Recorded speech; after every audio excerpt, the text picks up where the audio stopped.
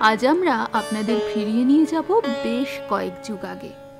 শোনাব তৎকালীন সময়ের এক অন্য রকম ভালোবাসার গল্প। ইংরেজিতে একটা কথা আছে না, ডোন্ট জাজ আ বুক বাই ইটস কভার। আমাদের আজকের গল্পের নায়িকা সুলোচনাও যেন তার জ্বলন্ত উদাহরণ।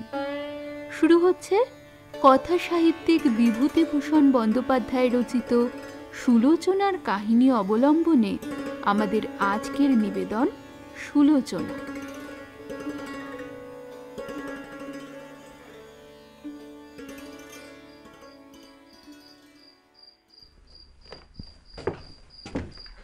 সন্ধ্যা হয়েছে, সুকিয়া স্ট্রিট দিয়ে যাচ্ছি।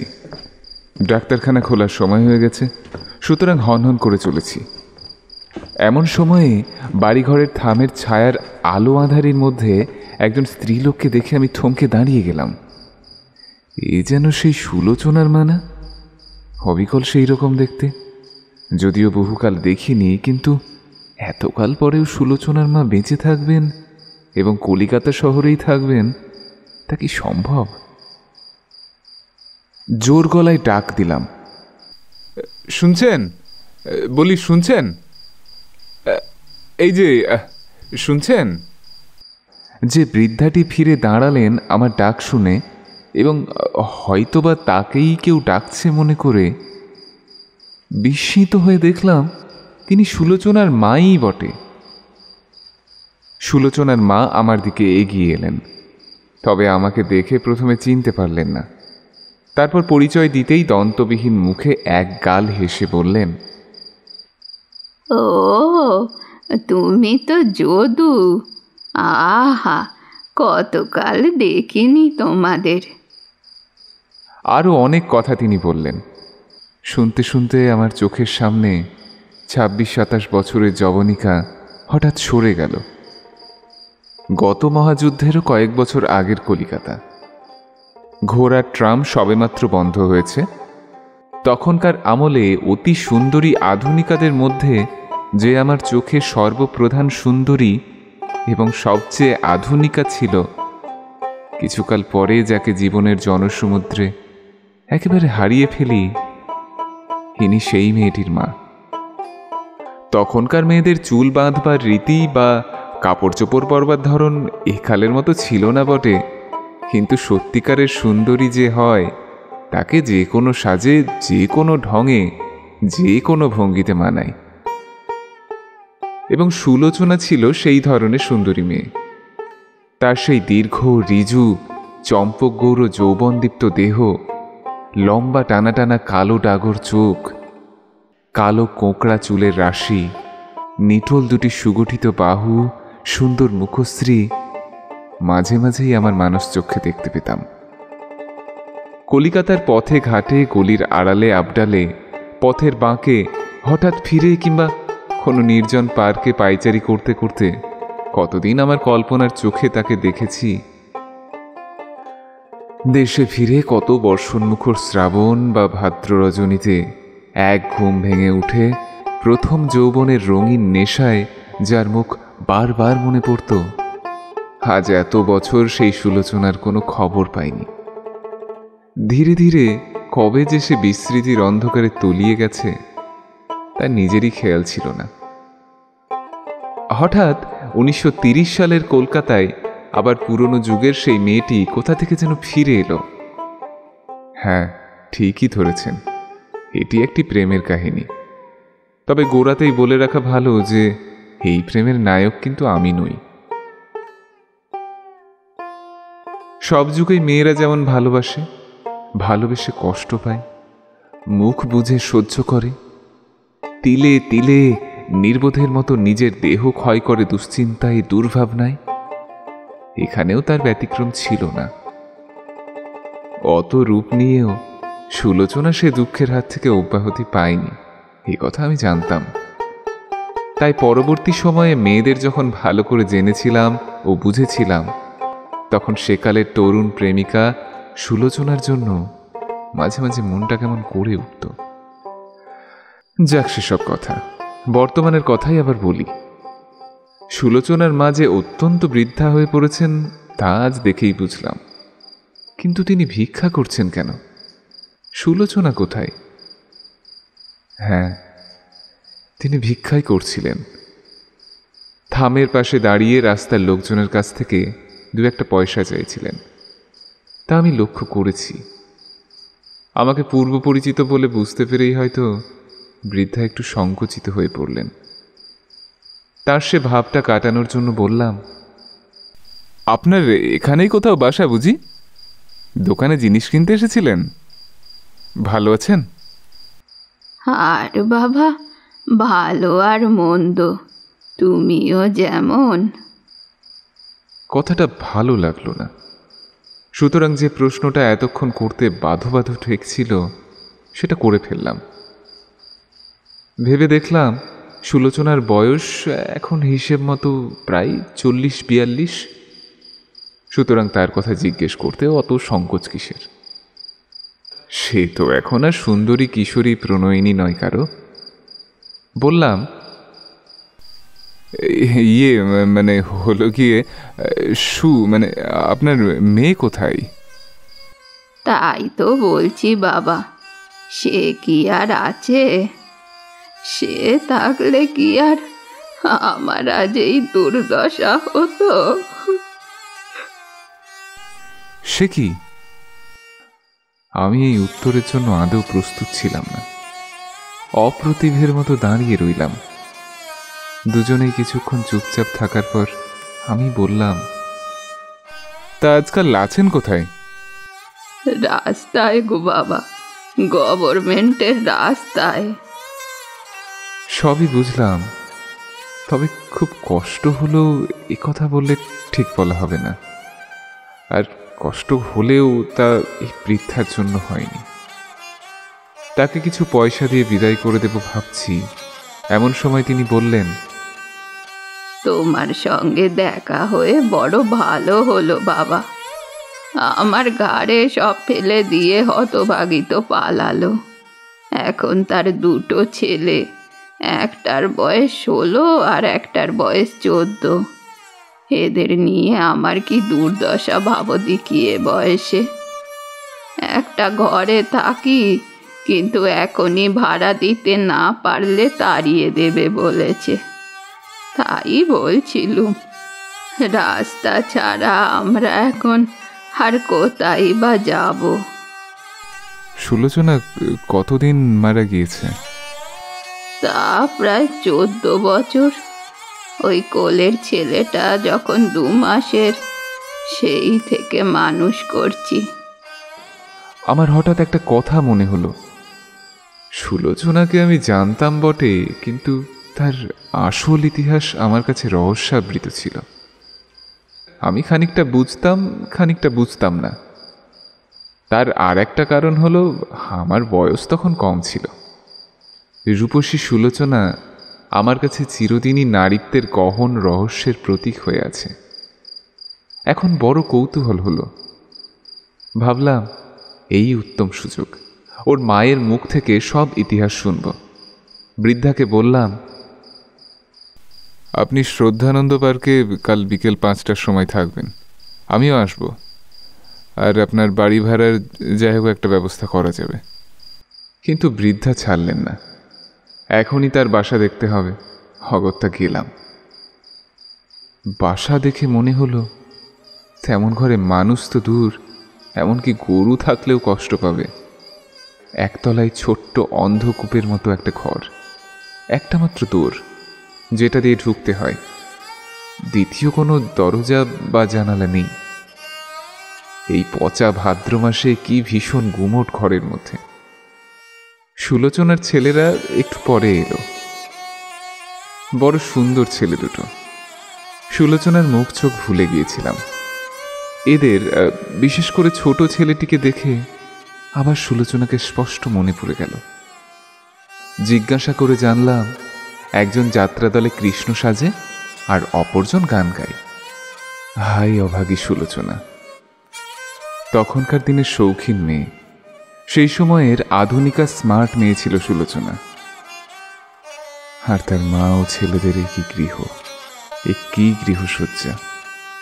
ছেঁড়া চটের বিছানা, চটের মধ্যে বিচুলি কুচি পোড়া বালিশ, ভাঙা কলাই, চটা একাধখানা শানকি, একটা মাটির কলসি, আর দড়ির আলনায় অতি মলিন খান 2-3 কাপড় জামা। একখানা কেওড়া কাঠের হাত 2 চওড়া তক্তপোষ আছে। মনে হলো ছেলে দুটো তাতে শোয়, আর বৃদ্ধা শোন মেঝেতে। তাও এই ঘরে কি করে 3টে প্রাণী থাকতে পারে? তার উপর এই আস্তাবল থেকেও বাড়িওয়ালা নাকি এদের তাড়িয়ে দেবে বলেছে। এই কাহিনীটি আরো বেশি দূর এগিয়ে নিয়ে যাবার আগে সুলোচনা কে ছিল, তার সাথে আমার কিভাবে আলাপ হয়েছিল সেসব একটু বলা দরকার, না হলে গল্পটা খুবই খাপছাড়া মনে হবে। 1906 সালে দেশের স্কুল এন্ট্রান্স পাশ করে কলকাতায় কলেজে পড়তে এসেছিলাম। বেচু চাটুর্যে স্ট্রিটে আমাদের গ্রামেরই এক বন্ধুর বাবা ছেলেপুলে নিয়ে বাসা করে থাকতেন, সেখানেই উঠেছিলাম। আমার বন্ধুটির দাদা তখন বিয়ে পড়েন এবং তারই সঙ্গে দেখা করতে প্রকাশচন্দ্র বসু নামে তারই এক বন্ধু সেই বাসায় ঘন ঘন যাতায়াত করতেন। এই প্রকাশবাবু অদ্ভুত লোক ছিলেন। বঙ্গভঙ্গ আন্দোলনে মনে প্রাণে যোগ দেওয়ার ফলে পুলিশের হাতে গুরুতর মার খেয়ে তিনি নাকি কিছুদিন হাসপাতালে এবং কিছুদিন জেলেও ছিলেন। তিনি নিজের হাতে কাউকে বোমা মেরেছিলেন বলে শুনিনি, কিন্তু আলিপুর বোমা মামলার সময় পুলিশ দিন কতক তার পিছু পিছু ঘুরেছিল। তার ছিল খুব বলিষ্ঠ দীর্ঘ চেহারা এবং মুখের ভাবে বুদ্ধিমত্তা ও মননশীলতার ছাপ অতি সুস্পষ্ট। তিনি ছিলেন প্রেসিডেন্সি কলেজের বিএ ক্লাসের ছাত্র হিসেবেও যথেষ্ট মেধাবী। আমরা প্রকাশদাকে যথেষ্ট খাতির করে চলতাম। তিনি বাড়িতে এলে বাড়ির মেয়েরা পর্যন্ত খুশি হয়ে উঠতেন। তার জন্য এটা ওটা খাবার করা, চা করা তো ছিলই, চেয়ারের উপর পাতবার জন্য কুশনটারও খোঁজ পড়ত তখন। তাছাড়াও মিনি তার হাতের উলের কাজ দেখাতে ছুটত। ডলি পড়া জিজ্ঞেস করবার ছুতো নিয়ে প্রকাশদার কাছে দুটো কথা বলার সুযোগ খুঁজত। প্রকাশদার কাছে যেন বাড়ি শুদ্ধ লোকের মন বাঁধা পড়ে গেছিল। তার বিরুদ্ধে একটা কথা বলবার কারো অধিকার বাড়িতে ছিল না। আর এমনটা হলে সকলে মিলে একসঙ্গে তুমুল প্রতিবাদ তুলবে। প্রকাশদার সঙ্গে মাঝে মাঝে সতীশ রায় বলে তার এক বন্ধু আসতেন। তিনি ছিলেন মেডিকেল কলেজের ছাত্র। খুব বড় বড় চোখ, শ্যামবর্ণ, দোহারা চেহারা। এরা সবাই ছিল খুব স্ফূর্তিবাজ, আমোদে ধরনের লোক। আসবার সঙ্গে সঙ্গে বাড়ি মাতিয়ে তুলতেন হাসি, গল্পে, গানে। মাঝে মাঝে আবার কয়েকজন বন্ধুতে মিলে ঘরে খিল দিয়ে কিসের যেন পরামর্শও করতেন। তখন আমাদের জানালা দিয়ে উকিঝুঁকি মারাও নিষেধ ছিল। একদিন কৌতূহল চাপতে না পেরে বন্ধু শরৎকে জিজ্ঞাসা করলাম, ওরা ঘরে দৌড় দিয়ে কি করে রে? কাউকে বলিসনি ভাই, ওরা সব অ্যানার্কিস্ট। তোর দাদাও? হ্যাঁ, ওরা দাদাকে দলে নিয়েছে। শুনে মনের মধ্যে একটা কৌতূহল ও উত্তেজনা অনুভব করলাম। অ্যানার্কিস্টদের সঙ্গে এক বাসায় আছি বলে ভয়ও হলো। এখানেই একদিন প্রথম দেখলাম সুলোচনার মাকে। নিজের ঘরে বসে পড়ছি, এমন সময় একজন প্রৌঢ়া বিধবা স্ত্রীলোক ঘরে ঢুকে আমায় জিজ্ঞাসা করলেন, আচ্ছা, প্রকাশ এখানে কবে এসেছিল? আজও কি আসবার কথা আছে? বলতে পারো কিছু? দেখলাম স্ত্রীলোকটির পরনে সাদা থান। বয়স 35-36-এর বেশি নয়। গায়ের রং ধপধপে ফর্সা। বয়স হলেও মুখশ্রী বেশ ভালো। আমার মুখে প্রকাশবাবুর আসবার সম্ভাবনা আছে শুনে আমারই ঘরে তিনি বসলেন। তারপর জিজ্ঞাসা করলেন, তা বাবা, তুমি কি করো? পড়ি, ফার্স্ট ইয়ারে। এটা কি তোমাদেরই বাড়ি? আমার বন্ধুর বাড়ি। আমি এখানে থাকি। বাড়িতে মেয়েরা আছেন, চলুন না ভেতরে। এখানে বসে থাকবেন কেন? এইভাবে সুলোচনার মার সঙ্গে বাড়ির মেয়েদেরও আলাপ হয়ে গেল। একদিন আমার মনে হলো সুলোচনার মা কিন্তু প্রকাশদার সঙ্গে সাক্ষাৎ করা ছাড়া অন্য কোনো কাজে কখনো আসতেন না। বাড়ির মধ্যে মেয়েরাও এ কথা বলতে শুরু করল। স্ত্রীলোকটি যে প্রকাশবাবুর কাছে টাকা নিতে আসে তাও সকলে জেনে গেল। ক্রমে আমাদের সামনেই তিনি প্রকাশবাবুকে বলতেন, ও বাবা প্রকাশ, এ মাসে আর 10টা টাকা না দিলে মেয়ের বই হবে না। ক্লাসে যে তাকে বকে, বই না কিনে স্কুলে যাবে কি করে বলো তো? আমার বন্ধুকে একদিন বললাম, ওর মেয়ে আছে তা তো এতদিন শুনিনি, ওরা প্রকাশদার কেউ হন? প্রকাশদার টাকা দেন কেন ওদের? জানি, ওর এক মেয়ে এখানে নাকি স্কুলে পড়ে। আমি শুনেছি মেয়েটি নাকি সদপা, কিন্তু তার স্বামীর কাছে থাকে না। মা ও মেয়ে কোথায় যেন বাসা করে থাকে। প্রকাশ তার সতীশদা দুজনে খরচ দেন। দাদা এসব গল্প সেদিন মার কাছে করেছিল। সে ঠিক আছে, কিন্তু প্রকাশদার সতীশদার টাকা দেন কেন?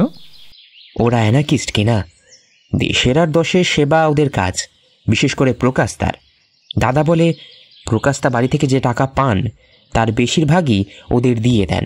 নিজে অনেক সময় টাকা ধার করতে আসেন দাদার কাছে। 2টো টিউশনি করেন, সে টাকাও ওদের দিয়ে দেন। আমার ক্রমে মনে হলো ইনি প্রকাশদার কাছে নানা রকম ফোন দিয়ে ছুতোই টাকা আদায় করতে আসেন, আর সবসময় মেয়ের অজুহাতে। আজ আমার মেয়ের এই নেই, আজ আমার মেয়ের সেই নেই, একটা না একটা ছুতো যেন লেগেই আছে। আর প্রকাশদাও যেন কল্পতরু, না বলতে শুনলাম না কোনোদিন। মহিলার ওপর হাড়ে হাড়ে চটে গেলাম। কতবার ভাবতাম প্রকাশদাকে বলি, ওরা ফাঁকি দিয়ে আপনার কাছে টাকা নিচ্ছে, আপনি যখনই যে যা চাই তা দেন কেন? কিন্তু প্রকাশদাকে শ্রদ্ধা সম্মান করতাম, তাই কখনো সাহস করে কথাটা বলে উঠতে পারিনি। এরপর একদিন সুলোচনা এখানে এলো তার মায়ের সঙ্গে। দেখে তো আমি অবাক হয়ে গেলাম, রূপসী বটে। পাড়াগাঁ থেকে কয়েক মাস মাত্র শহরে এসেছি, কিন্তু অমন রূপ কখনো দেখিনি। বছর 16 কি 17 বয়স, পিঠে দীর্ঘ কালো চুলের পিনুনি তোলানো। যেমন চোখ তেমন ধপধপে রং, তেমনই নিটোল স্বাস্থ্য আর অনিন্দ সুন্দর মুখশ্রী। বাড়ির মেয়েদের সঙ্গে স্বভাবতই তার যথেষ্ট ভাব হয়ে গেল। তারপর প্রায়ই সে আসতে লাগলো। বিশেষ করে প্রকাশদার আসবার সময়টাতে আসতো, আর বেশিরভাগ কথাবার্তাও বলতো প্রকাশদার সঙ্গেই। প্রকাশদা উপস্থিত থাকলে সেই যে তার চেয়ারের পিছনটি ধরে দাঁড়িয়ে থাকতো, তিনি যতক্ষণ এ বাড়িতে থাকতেন সেই সময়টুকু বড় একটা অন্য কোথাও নড়তে দেখিনি। প্রকাশদা উঠে চলে গেলে সুলোচনা বড় বিরক্ত করত। কে জানে, হয়তোবা আমাদের সে মানুষ বলেই মনে করত না। যেমন টেবিলে বসে পড়ছি, সুলোচনা হঠাৎ এসে বইটা টেনে নিয়ে চলে গেল, নয়তো পিছন থেকে এসে দুহাত দিয়ে চোখ চেপে ধরল, নয়তো আবার ভূতের গল্প শোনানোর আবদার ধরে বসল। মোট কথা, সে কিছুতেই পড়তে দেবে না। পড়া থাক, তার সঙ্গে ছাদে কে যাবে? ডলির পুতুলের শুভ বিবাহ তার পুতুলের সাথে, এখনই ছাদে অনুষ্ঠান হবে ইত্যাদি। এক এক দিন এক এক রকমের ব্যাপার। কিন্তু প্রকাশদা থাকলে সুলোচনা এরকম করতো না। তখন তার অন্য মূর্তি, ধীর স্থির, বেশি হাসতো না, বেশি বকবক করতো না, কেমন যেন সলজ্জ সকণ্ঠ চোখে মুখের ভাব। এই আমরা কতদিন দেখেছি। প্রকাশদা সুলোচনাকে সু বলে ডাকতেন বলে আমরাও সবাই তাকে সু বলতাম। একদিন সুলোচনা তাতে আপত্তি করে শরৎকে বলল, প্রকাশদা যা বলেন তোমরাও তাই বলবে কেন? ও নামে ডেকো না, কানে ভালো লাগে না শুনতে। আমার খুব রাগ হলো। সুলোচনার চাল দেওয়া ধরনের কথাবার্তা আমার সহ্য হতো না। আমার মনে হতো মেয়েটি অত্যন্ত গর্বিতা ও চালবাজ। রাগের চোখে বললাম, তাহলে তুমিও আমাদের সাথে মিশতে এসো না। সুলোচনার সাথে আমাদের এই ধরনের খুনসুটি ঝগড়া প্রায়ই চলত। তবে সে যে সবসময় আমাদের বাসায় আসতো তা নয়, মাসের মধ্যে 10-12 দিনের বেশি না। প্রকাশদা এখানে যে যে দিন আসবেন, এমন দিন ছাড়া সুলোচনার এখানে আসা কেউ কল্পনাও করতে পারত না। আর একটা জিনিস লক্ষ্য করতাম, সতীশদার প্রতি সুলোচনা যেন তেমন সন্তুষ্ট নয়, অথচ সতীশদা সুলোচনা বলতে অজ্ঞান ছিলেন। আমার বন্ধু শরৎ বলতো, সুলোচনাদের কলিকাতার বাসা ভাড়া ও বাসার সমস্ত খরচ নাকি সতীশদা দিতেন। কিন্তু সুলোচনা সতীশদাকে কেন যে দেখতে পারতো না তা বলতে পারবো না। একদিনের কথা বলি। সেদিন সতীশদা আসবার কিছু পর সুলোচনার মা তার সাথে এসে হাজির।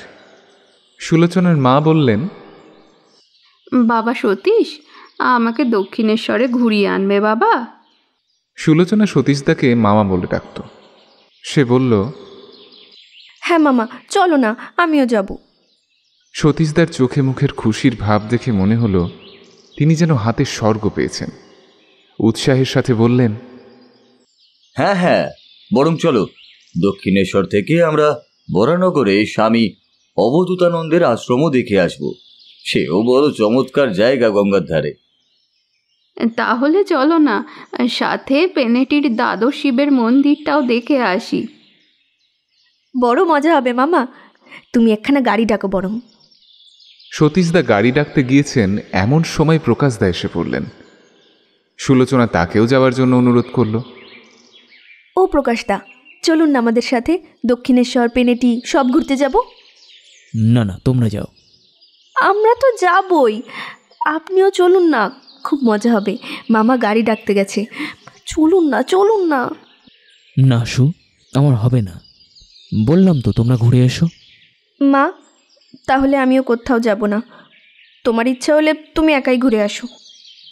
এ আবার কি কথা সু, তুমি কেন যাবে না? আমার যেতে ইচ্ছে করছে না। সু, আপনি রাগ করবেন না, আমার ভালো লাগছে না, আমি যাব না। প্রকাশদা কেন যেতে চাইলেন না তা আমি জানি না, কিন্তু সুলোচনাকে আর টলানো গেল না। সতীশদা ইতিমধ্যে গাড়ি নিয়ে উপস্থিত হলেন, কিন্তু ঘটনার নতুন পরিস্থিতি দেখে বড়ই নিরুৎসাহ হয়ে পড়লেন। প্রকাশদাও সুলোচনাকে যাবার জন্য অনেকবার বললেন, এমনকি শেষে রাগও করলেন, তবুও সুলোচনাকে কিছুতেই টলানো গেল না। অবশেষে বেচারি সতীশদাকে শুধু সুলোচনার মাকে নিয়ে যেতে হলো। অবশ্য আমার বন্ধুর বাড়ির মেয়েরা কেউ কেউ সঙ্গে গেলেন। এতগুলো মেয়ে গেল, তবু সুলোচনা এক পাও নড়তে চাইল না।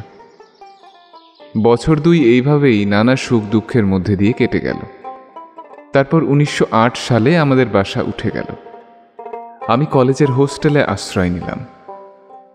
সুলোচনাদের সাথে সম্পর্কও ঘুচে গেল। আমার ছাত্র জীবনের বাকি বছরগুলির মধ্যে একদিনের জন্য সুলোচনা বা তার মায়ের সাথে আমার আর দেখা হয়নি। সতীশদাকেও কখনো দেখিনি। এদের না দেখবার যথেষ্ট কারণ ছিল, আসলে পুলিশের চাপেই বাসা উঠাতে হয়েছিল। তবে প্রকাশদার সম্বন্ধে বিশেষ ঘটনা এই যে আমার ছাত্র জীবনের 3য় বছরে প্রকাশদা অদ্ভুতভাবে নিরুদ্দেশ হয়ে গেলেন, আর কেউ কোনোদিন তাকে দেখেনি।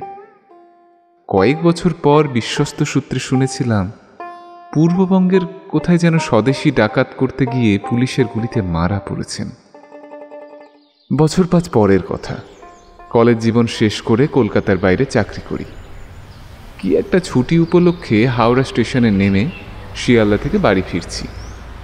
তখনকার আমলে শিয়ালদা নর্থ স্টেশন হয়নি। যেখানে আজকাল নর্থ স্টেশনের সামনে ভাড়াটে গাড়ির আড্ডা, ওখানে অনেক চা, পান, শরবত ইত্যাদির দোকান ছিল। একটা দোকানে শরবত খেতে গিয়েছি, দেখলাম একটা ছোকরা এবং তার সাথে একজন সুবেশা তরুণী সেখানে দাঁড়িয়ে ভাড়ে শরবত খাচ্ছে। 2-1 গোপনে মেয়েটির দিকে চেয়ে দেখলাম, বয়স 22-23 হবে, কিন্তু চোখ যেন ফিরানো যায় না তার দিক থেকে। না, অপূর্ব রূপসী বটে মেয়েটি। আসলে আমি শুধু চেয়ে দেখিনি, আশেপাশের অনেকেরই দেখলাম আমার মতোই দশা। হঠাৎ আমাকে ভীষণ আশ্চর্য করে দিয়ে সেই তরুণী একেবারে আমার সামনে এসে হাসি মুখে বলল, আরে যদুদা যে। বলেই সে আমার পায়ের ধুলো নিয়ে প্রণাম করল। চিনতে অবশ্য অসুবিধা হলো না। বললাম, আরে সুলোচনা যে, কোথা থেকে? তোমার মা কোথায়? কি করছো এখন? সুলোচনা এসব কথার কোনো উত্তর না দিয়ে সর্বপ্রথম আমায় প্রশ্ন করল, প্রকাশদার কোনো খবর জানো? প্রকাশদার মৃত্যু সংবাদ ততদিনে আমি শুনেছি, কিন্তু সে কথা বললাম না। সুলোচনা আমাকে আর ছাড়তে চায় না। তখনকার পরিচিতদের মধ্যে এ কেমন আছে, ও কেমন আছে, আমার বন্ধু শরৎ এখন কোথায়, তার দাদা বিনোদ কি করে, তার বিয়ে হয়েছে কি না, এসব নানা মেয়েলি প্রশ্ন। তারপর আমার হাত ধরে টানতে টানতে বলল, অনেক দিন পরে তোমার সঙ্গে দেখা হলো, খাওয়াবে চলো দেখি, রায়মশাইয়ের হোটেলে চলো। সেই পুরনো দিনের মতোই নিঃসংকোচ ব্যবহার সুলোচনার। মেয়ে মানুষ হয়েও ছেলেদের মতো ব্যবহার, ধরন ধারণ সেই সবই বজায় আছে অবিকল।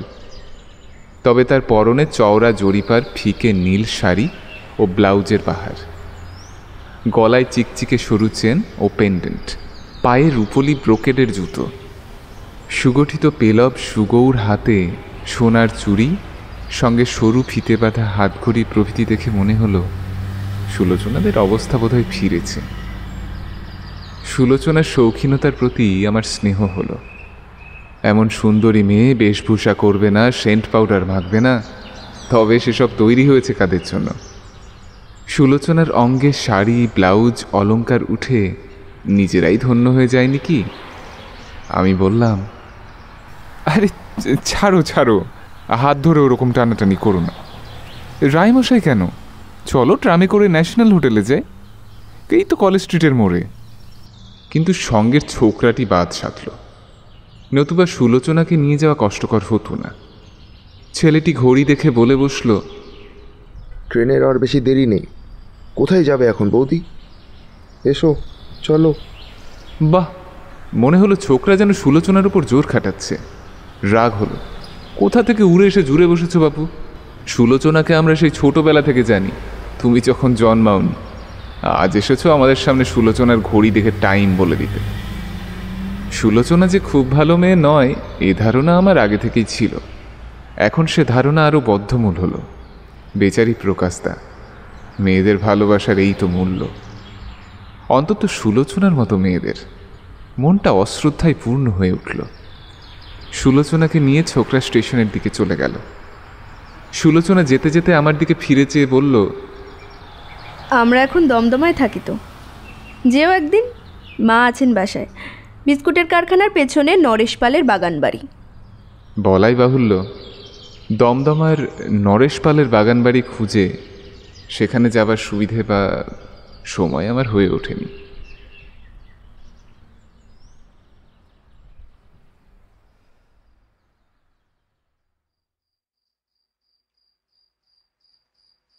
বছরখানেক পরে ইউরোপীয় মহাযুদ্ধ আরম্ভ হবার আগের বছর 1913 সালে আমি সন্ধ্যের দিকে এসপ্ল্যানেডের মোড়ে ট্রাম ধরবার জন্য অপেক্ষা করছি। এমন সময় একখানা ট্রাম আমার সামনে এসে দাঁড়ালো। হঠাৎ দেখি প্রথম শ্রেণীর কামরায় একখানা বেঞ্চিতে সুলোচনা একা বসে আছে। আমি তখনই বিন্দুমাত্র না ভেবে ট্রামে উঠে তার পাশে গিয়ে বসে পড়লাম। সুলোচনা প্রথমটা চমকে উঠেছিল, পরে আমাকে দেখেও চিনতে পেরে ভারী খুশি হলো। বলল, উফ, যা ভয় দেখিয়ে দিয়েছিলে। আমি ভাবি কে নাকি এসে ঝুপ করে পাশে বসে পড়লো রে বাবা। ভালো আছো? কতদিন দেখা হয়নি, সেই শিয়ালদা স্টেশনে শেষবার দেখা। দাঁড়াও, প্রণামটা করি। কথাবার্তা বলতে বলতে চাঁদনির মোড়ে ট্রাম এলো। সুলোচনা বলল, এখানে নামো যদুদা, কুরুশকাটা কিনবো আর ছেলেটার জন্য হরলিক কিনবো। আমি ওর মুখের দিকে আশ্চর্য হয়ে চেয়ে আছি দেখে সুলোচনা সলজ্জ মুখে বলল, আমার স্বামী এসেছেন যে, আজ প্রায় বছরখানেক। এখন যে রোজগার করছি 2 পয়সা আসবে বই কি, এতদিন তো কেউ খোঁজও নেয়নি। আজকাল কি করো? বারে, আজকাল তো ক্যাম্পবেলে নার্সগিরি করি। এতদিন নার্সদের হোস্টেলে ছিলাম, এখন স্বামী ফিরে আসাতে বাসা করেছি দমদমায়। সে 8 বছর যখন তোমার সঙ্গে দেখা হলো না, তখন থেকেই তো দমদমায় বাসা আমাদের। এসো না আজ, চলো খোকাকে দেখে আসবে খন। না থাক, আর একদিন হবে। চলো, চা খাবে সুলোচনা? সে খাবো, কিন্তু একটা কথা বলি শোনো, তুমি হলে গিয়ে খোকার মামা, শুধু হাতে যেও না জানো, ওকে একটা হার দিও বরং। আমার বড় রাগ হলো। দেখলাম দম দিয়ে টাকা আদায় করতে সুলোচনা মায়ের মতোই পটু হয়ে উঠেছে। আপন মামা হলেও আজকালকার বাজারে শুধু টাকা দিয়েই মুখ দেখা সারে, আর আমি কোথাকার কে, হার কেন দিতে যাব? বললাম, শোনো না, কিছু মনে করো না, এখন যাব না তোমার বাসায়, খুব ব্যস্ত আছি। ট্রাম থেকে নেমে আমরা একটা গ্যাস পোস্টের তলায় দাঁড়িয়েছি। গ্যাসের আলোয় সুলোচনাকে দেখে সত্যিই মুগ্ধ হয়ে গেলাম। এরকম রূপসী মেয়েকে নিয়ে কোনো চায়ের দোকানে ঢুকতে সংকোচ বোধ হয়। বিশেষত মনে রাখবেন 1319 সালের কলিকাতা। তখনকার দিনে মেয়েরা পথঘাটে খুব কমই বের হতো। হলেও তাই, চায়ের দোকান শুদ্ধ লোক হাঁ করে এক দৃষ্টে সুলোচনার দিকে চেয়ে রইল।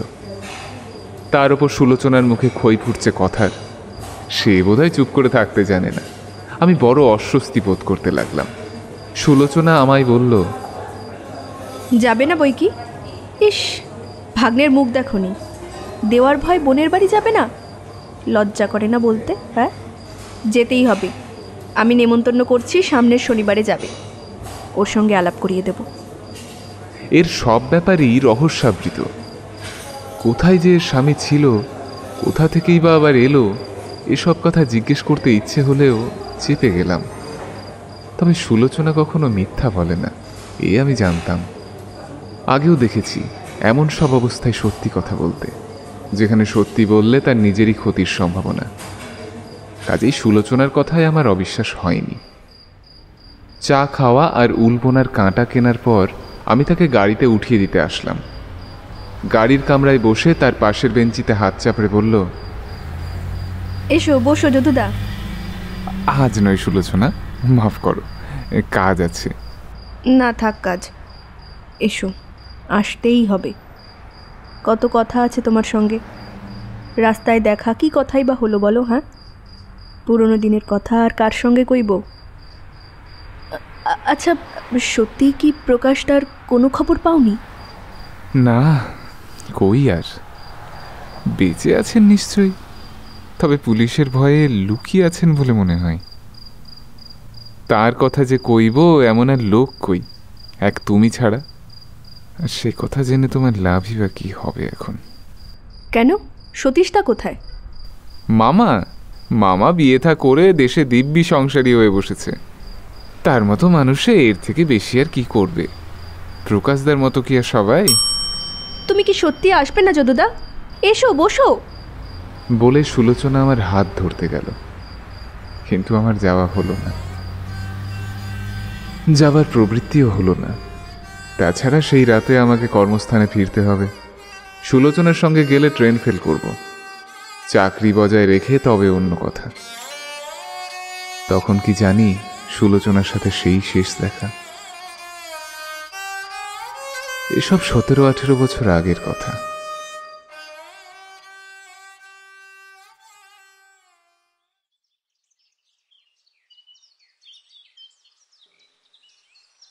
কথা মতো সুলোচনার মা পরদিন পার্কে এলেন। তাকে বাড়ি ভাড়ার টাকাগুলো দিয়ে বললাম, এখন বলুন তো, আমি অনেক কথাই জানতাম না আপনাদের সম্বন্ধে। যা জানি ভাষাভাবে জানি, আপনি আমায় সবটা বলুন। বেলা পড়ে আসছিল। পার্কের ছেলেমেয়েরা দোলনায় দুলছে, চেঁচামেচি করছে, ঘুগনি চানাচুর কিনছে। এরই মধ্যে সুলোচনার মাকে নানা রকম জেরা করে যে তথ্যটি উদ্ধার করেছিলাম সেদিন, তা যেমন করুণ, জীবনের গভীর অনুভূতির দিক থেকে তেমনি অপূর্ব। বৃদ্ধা বললেন, আমাদের বাড়ি বর্ধমান জেলায়। সুলোচনার যখন 8 বছর বয়স, তখন ওর বিয়ে হয় পাশের গ্রামে। ওর স্বামীর বয়স তখন ওই 30-32। স্বামীর চেহারা ভালো ছিল না বলে ছেলে মানুষ মেয়ে তার কাছে বড় একটা যেতে চাইতো না। সুলোচনার স্বামী ছিল মূর্খ, তার ওপর গোয়ার প্রকৃতির লোক। 8 বছরের স্ত্রীর ওপর মারধর আর নানা রকমের অত্যাচার শুরু করে। ফলে আমি দেশের জায়গা জমি বিক্রি করে মেয়ের হাত ধরে কলিকাতায় চলে আসি। তখন সুলোচনার বয়স 10 বছর হবে। উদ্দেশ্য ছিল মেয়েকে লেখাপড়া শিখিয়ে স্বাধীনভাবে থাকবার একটা সুযোগ করে দেওয়া। কিন্তু তখনকার দিনে মেয়েদের লেখাপড়া শেখা বা স্বাধীনভাবে উপার্জন করাকে তো লোকে ভালো চোখে দেখতো না। আমি মেয়ের হাত ধরে অনেক জায়গায় ঘুরলাম। হাতে যেটুকু টাকা পয়সা ছিল একেবারে শেষ হয়ে গেল, কিন্তু বিশেষ কোনো সুবিধা করতে পারলাম না। এদিকে আর এক নতুন উপসর্গ হলো মেয়ে অপূর্ব সুন্দরী। 10 বছরের হলে কি হয়, তাকে দেখায় 13-14 বছরের মতো। ফলে দুষ্টু লোকের চোখ পড়ল মেয়ের ওপর। একদিন সন্ধেবেলা বাড়ি ফিরে মেয়েকে বললাম, চল মা, আজ গঙ্গায় ডুবে মরবো দুজনে। এখানে আর কোনো সুবিধে নেই, এবার মান যাবে, গরিবের যে কেউ নেই। মেয়ে তৎক্ষণাৎ রাজি হয়ে গেল। রাত 9টার সময় মেয়ে বলল, আমরা কখন ডুববো মা? অন্নপূর্ণার ঘাটে যাই চলো। এখন না, এখনো সব ঘাটে লোক আছে, আর একটু দেরি করে যাব। রাত 10টার সময় মেয়ের হাত ধরে বাগবাজারের অন্নপূর্ণার ঘাটের সিঁড়ি দিয়ে নামতে নামতে চুপি চুপি জিজ্ঞাসা করলাম, হ্যাঁ রে মা, পারবি তো? বল আগে থেকে, ভয় করছে না তো? পারবি? না, একটুও ভয় করছে না। তুমি সঙ্গে থাকলে মা আমি ঠিক পারবো। সেই সময় যামিনী ঘোষ বলে এক ছোকরা, অফিসের কেরানি, ঘাটের কাছেই কোথাও বসে হাওয়া খাচ্ছিল। সে এসে জিজ্ঞাসা করলো, আপনারা এত রাতে এখানে কেন? আর ব্যাপারই বা কি? কি বলা বলি করছেন আপনারা? বাসা কোথায় আপনাদের? যামিনী ঘোষের প্রশ্নের উত্তরে সুলোচনা থতমত খেয়ে কেঁদে ফেলল। তারপর আমি সব খুলে বলায় সে রাতে যামিনী আমাদের মা মেয়েকে নিজের বাসায় নিয়ে গেল।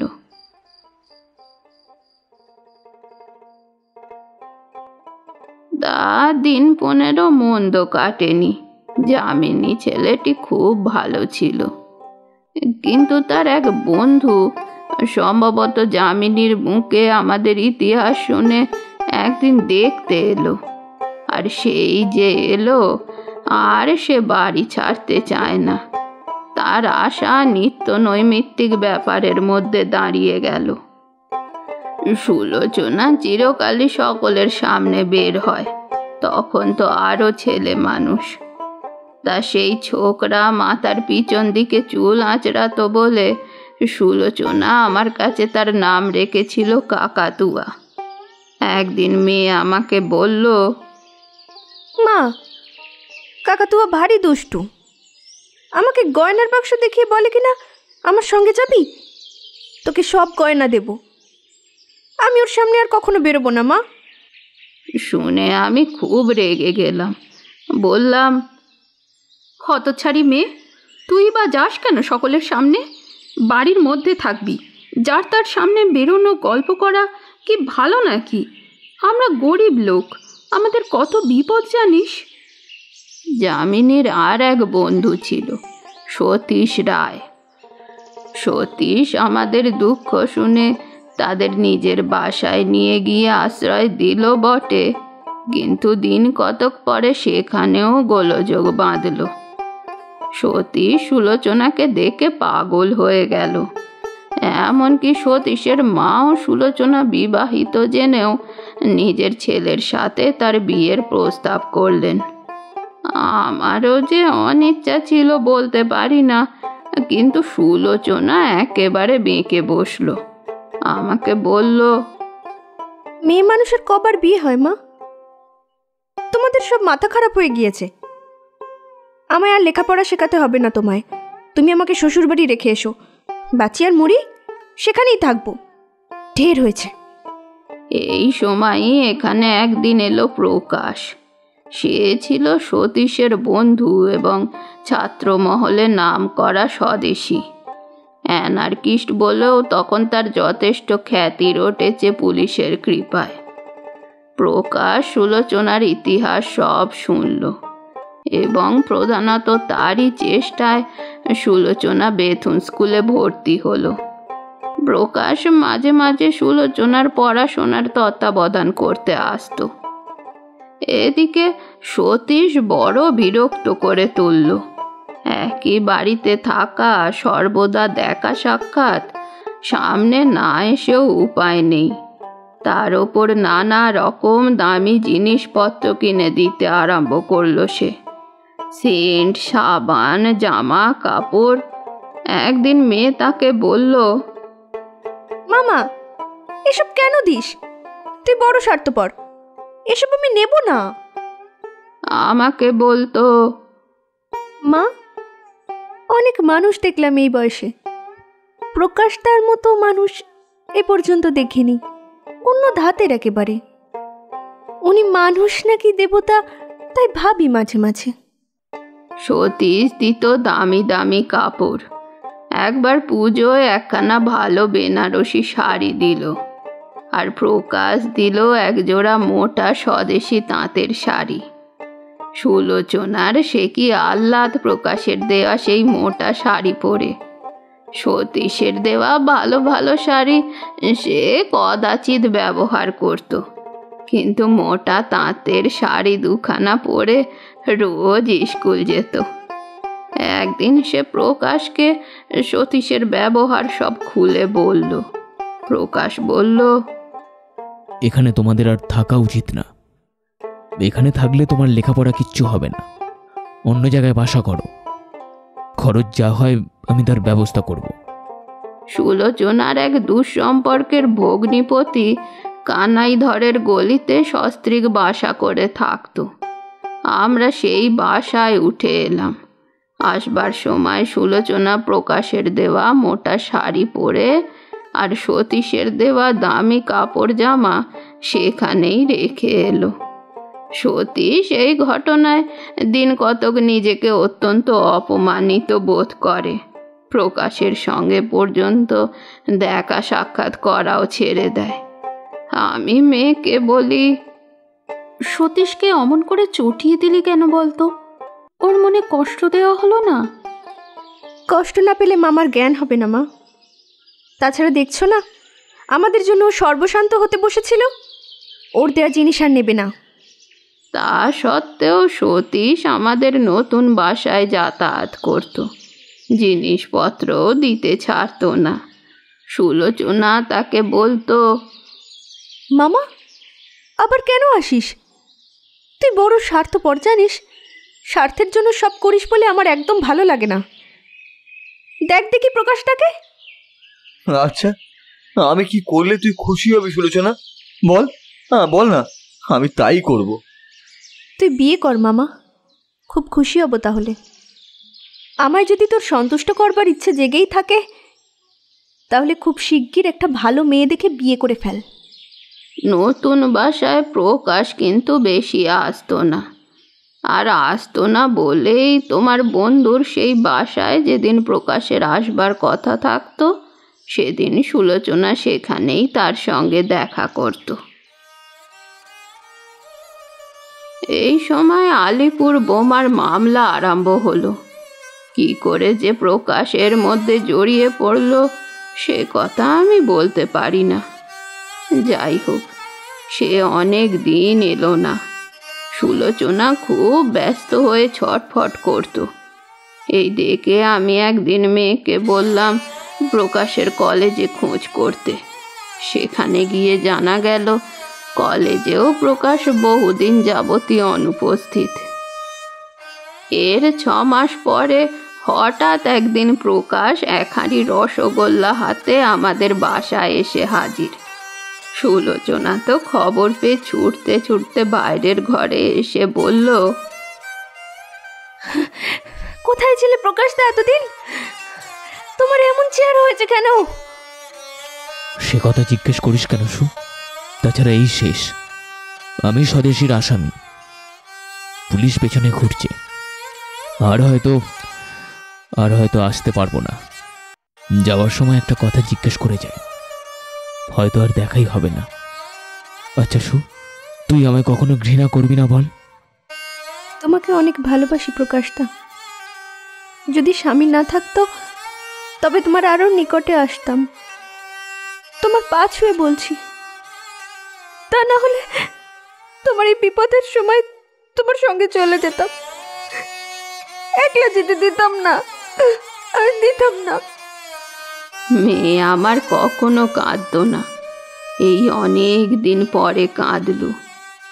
যাবার সময় প্রকাশকে দিয়ে দিব্যি করিয়ে নিল যে বিপদ থেকে উদ্ধার পেলেই আবার ফিরে এসে সকলের আগে ওর সঙ্গে দেখা করবে। কিন্তু প্রকাশ সেই যে গেল, আর কখনো ফিরে আসেনি।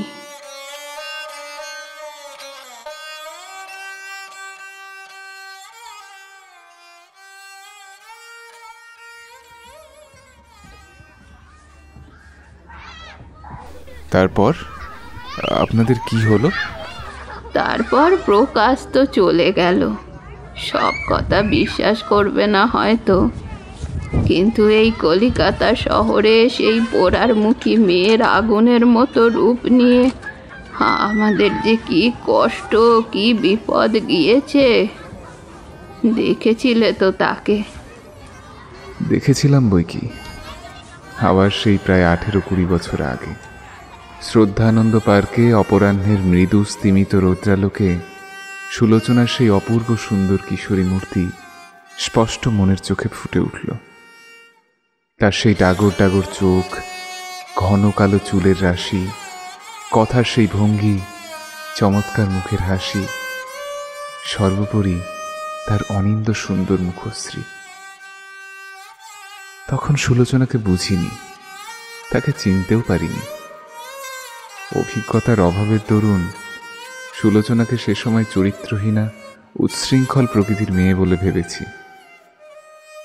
শুধু আমি নই, আমার বন্ধুর বাসার মেয়েরাও সুলোচনা সম্বন্ধে এই মন্তব্যই করত। আমিও বিশ্বাস করতাম। আজ মনে মনে সেই পরলোকবাসিনীর উদ্দেশ্যে ক্ষমা প্রার্থনা করলাম। সুলোচনার মা বললেন, প্রকাশ চলে যাওয়ার পর মেয়ে রোজ কাঁদতো, রোজ জানালা খুলে চেয়ে থাকতো, আর সতীশকে দু চোখে দেখতে পারতো না। এদিকে যে বাসায় আমরা ছিলাম ঠিক মতো টাকা দিতে না পারায় আমাদের আর তারা রাখতে চাইল না। কালীঘাটে আমরা উঠে গিয়ে ছোট্ট একটা খোলার ঘরে আশ্রয় নিলাম। একদিন সেখানে কোথাকার এক রাজার ম্যানেজার এলো, 10,000 টাকার লোভ দেখালো, মেয়ের গা নাকি সোনায় মুড়ে দেবে। মেয়ে আমাকে বলল, মা, চুলগুলো কেটে ফেলি, আর যে পারছি না। তারপর একদিন আমি বাড়ি নেই, গুন্ডার দল বাড়ি ঘিরে ফেলে। বললে বিশ্বাস করবে না, এই কালীঘাটে ইংরেজ রাজত্বের মধ্যে। মেয়ে মাথায় কেরোসিন তেল ঢেলে চুলে আগুন জ্বেলে মরবে এমন সময় আমি এসে পড়লাম। লোকজন ডাকাডাকি করতে গুন্ডার দল পালালো। সতীশদা যেত না বাসায়? হ্যাঁ, সেও যেত, টাকাও দিয়ে আসতো আমার হাতে, তবে মেয়েকে লুকিয়ে। কিন্তু মেয়ে বড় নিষ্ঠুর ব্যবহার করেছে সতীশের সঙ্গে। মুখে একটা ভালো কথাও আর বলতো না। আগে আগে ওর চিঠির 1-8খানা উত্তর অন্তত দিত, শেষে তাও বন্ধ করে দিল। আমায় বলতো, না মা, ওকে আসতে দিও না। ও যে সর্বশান্ত হলো আমাদের দিয়ে, কুকুরের মতো আমরা ওর টাকায় কেন খাচ্ছি? ও বিয়ে থা করবে না আমাদের না ছাড়লে। এই সময় পাড়ার এক সহৃদয় প্রৌঢ় ডাক্তার নিজে চেষ্টা করে সুলোচনাকে মেডিকেল কলেজে নার্সের কাজ শেখবার জন্য ভর্তি করে দিলেন। পাশ করে প্রথমে সেই ডাক্তারের ডাক্তারখানাতেই কাজ পায় সুলোচনা। কিছুদিন সেখানে কাজ করবার পর একদিন আমাকে এসে বলে, মা, এ জগতে সব সমান, ওখানে আর আমার কাজ করা চলবে না, ছেড়ে দিয়ে এলাম। মাস 2 পরে ক্যাম্বেল হাসপাতালে কাজ উঠল। তখন আমরা পটলডাঙায় থাকি। আমি ক্যাম্পবেলের গেট থেকে রোজ রাত 11টার সময় মেয়েকে বাসায় নিয়ে আসতাম সঙ্গে করে। তার মধ্যেও অনেক বিপদ গেল। ক্যাম্পবেলের নার্স সুলোচনার রূপের খ্যাতি তখন চারিদিকে ছড়িয়ে পড়েছে। ছাত্রমণ্ডলীর অনেকেরই তাকে নিয়ে বাসন্তী প্রেমের স্বপ্ন। সে যে কত প্রলোভন, তাকে প্রতিদিন এড়িয়ে চলতে হতো। গুন্ডার হাতে পড়তে পড়তেও কত দিন বেঁচে গেছে। একদিন আমাকে বলল, প্রকাশটা ফিরে এসে এরকম দেখে খুশি হবে না মা। সে দেখে অসন্তুষ্ট হয় এমন কোনো কাজ আমি করব না। তুমি আলাদা ছোট বাসা করো, আমি ক্যাম্পবেলে নার্সদের হোস্টেলে যাই। তাই হলো। হোস্টেলে দুজনের নাম দিল, তার সাথে যারা দেখা করতে পারবে, তার স্বামীর আর প্রকাশের। তার আশা ছিল তার প্রকাশটা একদিন হঠাৎ এসে পড়বেই। আচ্ছা, এরপরে কখনো প্রকাশদার চিঠিপত্র কিছু আসেনি? না, কোনোদিন কিচ্ছু আসেনি। এদিকে মেয়ে প্রকাশদা বলতে অজ্ঞান। ভাবতো প্রকাশ ফিরে আসবে। আমায় কতদিন বলেছে এ কথা। প্রকাশ দেখে খুশি হবে বলেই তো দমদমায় অতিথিশালা খোলা হলো ওর স্বামীকে নিয়ে এসে। অতিথিশালা? সে কিরকম? মেয়ের খেয়াল। এদিকে প্রকাশের নাম ক্যাম্পবেলের হোস্টেলে লেখানো, ওদিকে দমদমায় অতিথিশালা খোলা প্রকাশকে খুশি করবার জন্য। ওদিকে প্রকাশ তখন মরে ভূত হয়ে গিয়েছে। ওর স্বামীকে আনলেন বুঝি আবার? আমরা আনিনি বাবা। ক্যাম্পবেলে একজন রোগী এসেছিল সুলোচনার শ্বশুর বাড়ির গাঁ থেকে, সেই গিয়ে খবর দেয়। তারপর তার স্বামী এসে পড়ল, মাপ চাইল। আমরাও জায়গা দিলাম এই ভেবে যে স্বামী ছাড়া বাইরে পদে পদে বিপদ। স্বাধীন হয়েও রূপ নিয়ে সব সময় ভয়। কেউ বন্ধু নেই, সবাই শত্রু। আজ যে বন্ধু, কাল সে শত্রু। সেই ওর স্বামীকে নিয়ে দমদমায় বাসা করা হলো। যে যায় সেই খায়, তাই নাম হলো অতিথিশালা। আমার সঙ্গে এই সময় সুলোচনার দেখা হয়েছিল, সে কথাও আমি বৃদ্ধাকে বললাম। বৃদ্ধা বললেন, হ্যাঁ, তোমার কথা বলেছিল। এখন আমার মনে পড়ছে বাবা। তারপর ও চাকরি ছেড়ে দিয়ে প্র্যাকটিস করতে লাগলো। বেশ 2 পয়সা আয়ও হচ্ছিল। 2 ছেলে হলো। জামাইয়ের 1 কাঁড়ি দেনা ছিল দেশে, সব ও শোধ করল। সেই সময় একদিন কে এসে দমদমার বাসায় বলল প্রকাশ মারা গিয়েছে। শুনেই মেয়ে মূর্ছা গেল। সেই থেকেই তার বুকের রোগ, শেষে তাতেই মারা গেল। খবরটা শোনার পর আর মোটে 6টা মাস বেঁচে ছিল। দুজনেই অনেকক্ষণ চুপ করে বসে রইলাম। বৃদ্ধা অন্যমনস্কভাবে বললেন, সন্ন্যাসী হয়ে যাব বলে আপদ বিদায় করবার জন্যে 8 বছর বয়সে মেয়ের বিয়ে দিয়েছিলাম। সে কোথায় চলে গিয়েছে আজ। আর আমি এই 65 বছর বয়সে এখনো ভুগছি বন্ধনে। সে তার স্বামীকে ভালো করলে, তার মদ ছাড়ালে, মানুষ করলে, করে নিজেই মরে গেল। জামাইও মারা গিয়েছে অনেক দিন হলো।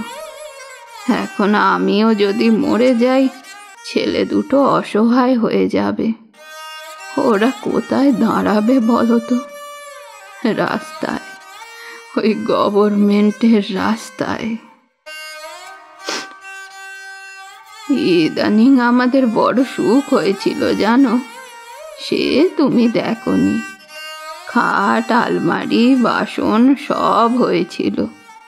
সুলোচনা প্র্যাকটিসে বেশ রোজগার করত, টাকা জমিয়ে সব করেছিল।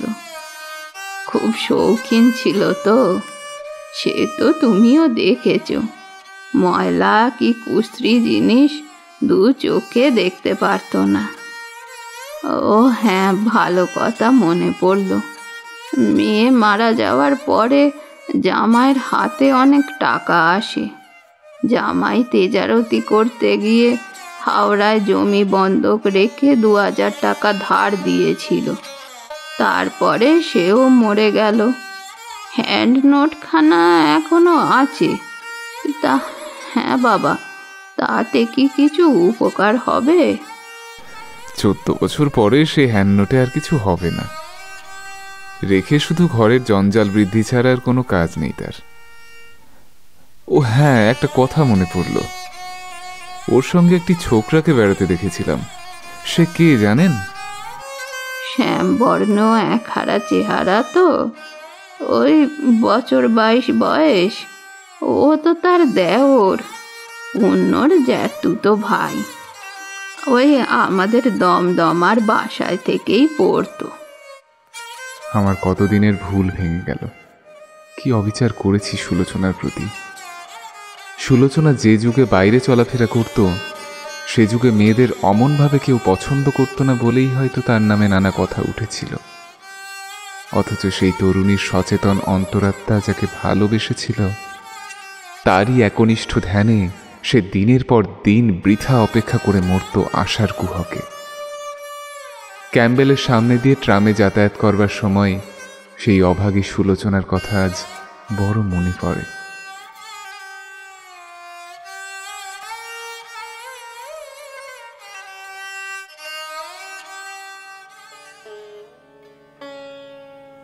আপনারা শুনলেন কথা সাহিত্যিক বিভূতিভূষণ বন্দ্যোপাধ্যায় রচিত সুলোচনার কাহিনী অবলম্বনে আমাদের আজকের নিবেদন সুলোচনা। আজকের গল্পের কথক ছিলেন অমিত সরকার, সুলোচনার ভূমিকায় প্রাহি। গল্পটির সূত্রধার, নাট্যরূপদান এবং একটি বিশেষ চরিত্রে ছিলাম আমি, দেবস্মিতা। এছাড়াও বিভিন্ন গুরুত্বপূর্ণ চরিত্রে ছিলেন রূপঙ্কর, অভ্র, বুবাই, সুশোভম, শুভদীপ এবং অমিত। আজকের গল্পের প্রচ্ছদ নির্মাণ করেছেন তিয়াশা, মোশন করেছেন অমিত, আবহ নির্মাণ করেছেন বুবাই এবং সমগ্র পরিচালনায় ছিল টিম লোককথা। গল্পটি কেমন লাগলো এবং আর কি কি ধরনের গল্প আপনারা শুনতে চান কমেন্ট করে জানান আমাদের পরিবেশনা আপনাদের ভালো লাগলে গল্পটি লাইক এবং শেয়ার করতে ভুলবেন না, আর চ্যানেলটি সাবস্ক্রাইব করে আমাদের পাশে থাকবেন। আপনাদের সকলের সহযোগিতা আমাদের একান্তভাবে কাম্য। আমরা আবার ফিরে আসব আরও একটি নতুন গল্পের সঙ্গে। ভালো থাকুন আর ভালো ভালো গল্প শুনতে থাকুন। ধন্যবাদ।